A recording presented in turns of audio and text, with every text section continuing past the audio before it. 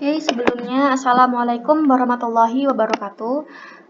Kali ini kita akan mempelajari materi mengenai nilai stasioner dan titik stasioner. Ada beberapa subjudul yang harus kita pahami ya. Yang pertama yaitu pengertian nilai stasioner dan titik stasioner. Yang kedua, jenis nilai stasioner. Yang ketiga, langkah-langkah mencari nilai stasioner dan titik stasioner. Dan yang terakhir, contoh soal. Langsung saja kita mulai. Yang pertama yaitu pengertian nilai stasioner dan titik stasioner. Oke, jika fungsi y sama dengan fx terdiferensial di x sama dengan a dengan f aksen a sama dengan 0. Nah, maksudnya di sini adalah apabila terdapat suatu fungsi ya, kemudian fungsi tersebut dapat diturunkan di suatu nilai. X misalkan sama dengan a ini konstanta ya. Semua bilangan A gitu, seluruh angka dengan f aksen A sama dengan 0. Dan dengan A-nya ini merupakan suatu bilangan yang merupakan pembuat 0 dari fungsi turunannya. Maka FA merupakan nilai-nilai stasioner dari fungsi fx di x sama dengan A. Maka FA-nya ini yaitu nilai A tadi, yang apabila kita substitusikan ke fungsi awalnya, dia itu merupakan nilai stasionernya ya. Oke, selanjutnya yaitu di sini terdapat grafik ya, grafik nilai dan titik stasioner. Oke, pada gambar di atas terdapat titik A, B. Nah, ini ya, titik A, B. Oke, sebentar. Ini titik A, B, titik ini. Dan dengan B sama dengan FA terletak pada puncak grafik fungsi Y sama dengan Fx. Nah, dengan nilai B-nya ini, B ini merupakan FA, terletak pada puncak grafik fungsi Y sama dengan Fx. Kemudian titik A disebut titik stasioner. Jadi titik A ini merupakan titik stasioner. Dan sedangkan nilai B sama dengan FA, yaitu yang ini, disebut nilai stasionernya, yang sering juga disebut dengan nilai kritis. Oke, yang B jenis nilai stasioner. Jadi nilai stasioner itu dibagi menjadi dua ya. Yang pertama nilai ekstrim dan bukan nilai ekstrim. Nilai ekstrim dibedakan menjadi dua lagi, yaitu nilai balik maksimum dan nilai balik minimum. Untuk menentukannya dengan cara mengamati tanda-tanda dari turunan pertama fungsi fx di sekitar x sama dengan a. Cara seperti ini sering juga disebut dengan uji turunan pertama. Oke, yang langkah selanjutnya yaitu langkah-langkah mencari nilai stasioner dan titik stasioner. Yang pertama, buat fungsi menjadi f aksen x sama dengan 0, atau kita turunkan fungsinya, kemudian kita buat sama dengan 0. Yang kedua, dapatkan nilai x. Jadi setelah kita turunkan dan kita buat sama dengan 0, otomatis kita bisa menemukan nilai x-nya. Yang ketiga, substitusi nilai x yang diperoleh ke persamaan awal fx, maka diperoleh nilai stasioner.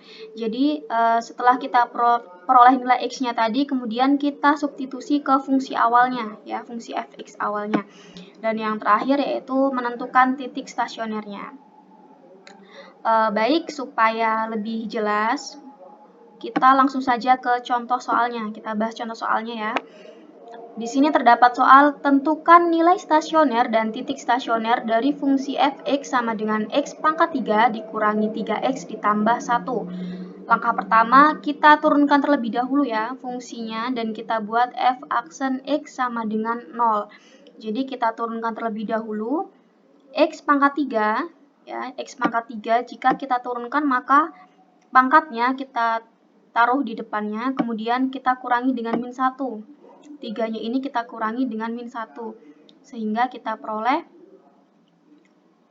3x pangkat 2. Kemudian 3x-nya ini, min 3x, kita turunkan sehingga kita peroleh nilai min 3. Untuk mempermudah perhitungan, jadi kita bagi fungsi ini dengan 3. Jadi 3 kita bagi dengan 3, 3x kuadrat kita bagi dengan 3, dan min 3 kita bagi dengan 3.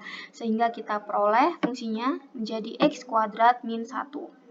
Langkah selanjutnya yang kedua yaitu karena merupakan persamaan kuadrat, maka untuk memperoleh nilai X kita faktorkan terlebih dahulu. Nah, tadi kan langkah selanjutnya kita suruh mencari nilai X-nya tuh. Nah, karena dia di sini merupakan fungsi kuadrat, otomatis kan untuk mencari nilai X-nya kita harus memfaktorkannya. Nah, jadi faktorisasi dari pemfaktoran dari X kuadrat min 1 kita peroleh X plus 1 dan X min 1. Sehingga kita peroleh dua nilai X, yaitu X yang pertama hasilnya min 1 dan X yang kedua hasilnya plus 1. Langkah selanjutnya, substitusi nilai X ke persamaan awal atau ke fx-nya. Nah, jadi karena kita memiliki dua nilai X, yaitu min 1 dan 1, maka kita substitusikannya juga dua nilai. Jadi yang pertama di sini kan fungsinya f dalam kurung min 1, kita substitusi ke persamaan awalnya X pangkat 3 min 3X plus 1. Jadi kita ubah, kita substitusi nilai X-nya dengan min 1. Sehingga min 1 dipangkatkan 3 dikurangi 3 dikali min 1 ditambah 1. Min 1 pangkat 3 kan kita peroleh 1. Min 1 pangkat 3 kita peroleh min 1.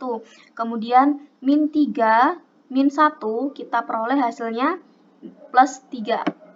Ya kan, plus 3. Kemudian kita jumlahkan juga dengan 1. Kita jumlahkan lagi dengan 1 tetap ya.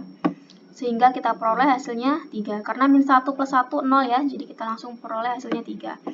Selanjutnya, nilai stasioner di titik X sama dengan 1. Langsung kita substitusi sehingga kita peroleh 1 pangkat 3 dikurangi 3 dikali 1 ditambah 1. 1 pangkat 3 itu hasilnya 1. Kemudian min 3 dikali 1 hasilnya min 3. Kemudian kita tambahkan dengan 1. Kita tambahkan dengan 1. Oke, maka hasilnya min 1. Nah, untuk menentukan titik stasionernya kita lihat kembali di sini. Nah, di sini kan ada min 1 dengan 3. Nah, ini merupakan nilai X dan yang ini merupakan nilai Y-nya. Jadi kita peroleh min 1,3. Kemudian yang F ini merupakan F1-nya, ini merupakan nilai X, angka satunya ini.